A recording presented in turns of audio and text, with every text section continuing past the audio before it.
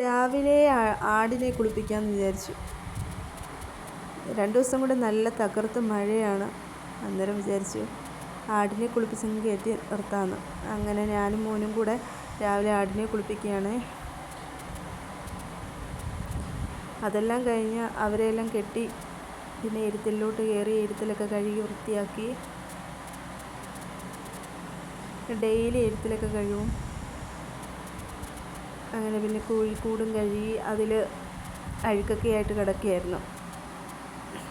അങ്ങനെ പിന്നെ അതും കഴുകി ചാക്കൊക്കെ എടുത്ത് വെയിലത്തിട്ടു. ചെറിയൊരു വെയിലുണ്ടായിരുന്നു. അതിനിടയ്ക്ക് കോഴിയെ വിളിച്ച് കൂട്ടി കയറ്റിയതാണ്. പിന്നെ അടുക്കളയിലോട്ട് കയറാമെന്ന് വിചാരിച്ച് നോക്കിയപ്പം മത്തേൽ ഫ്രണ്ടിൽ നിൽപ്പുണ്ടായിരുന്നു. അതൊക്കെ പിച്ചിക്കൊണ്ട് വന്ന് പെട്ടെന്ന് തന്നെ അരിഞ്ഞ് തോരൻ വയ്ക്കാമെന്ന് വിചാരിച്ചു.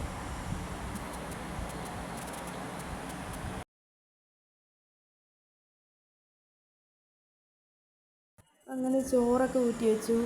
പിന്നെ തേങ്ങയും ജീരകവും വെളുത്തുള്ളിയും കൊച്ചുള്ളിയും സ്വല്പം മഞ്ഞപ്പൊടിയും ചേർത്ത് പെട്ടെന്ന് തന്നെ മിക്സിയുടെ ജാറിലോട്ട് ചതച്ചെടുത്തു.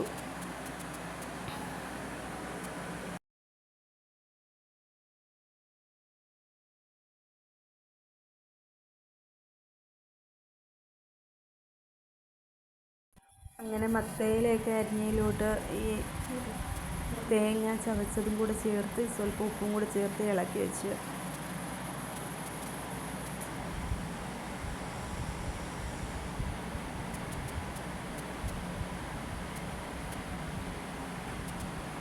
ഒരു ചട്ടിയിലോട്ട് കടുകും പൊട്ടിച്ച് അതിലോട്ട് ആവി കയറ്റി എടുക്കുമ്പോഴത്തേക്കും മത്തേലത്തോരൻ റെഡി.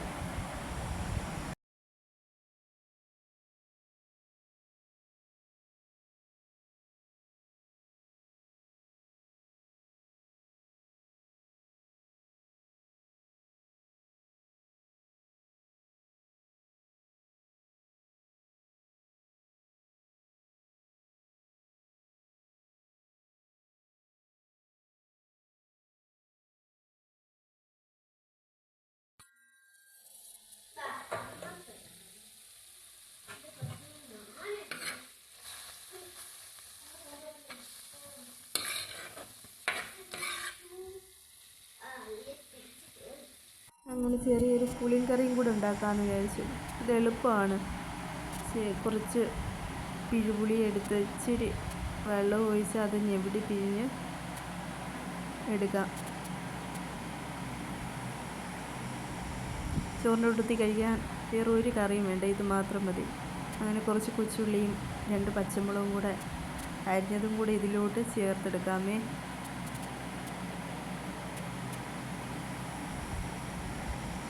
ഇതിലോട്ട് മിക്സാക്കാം. ഇതിൽ സ്വല്പം ഉപ്പും കൂടെ ചേർത്ത് ഇളക്കാം.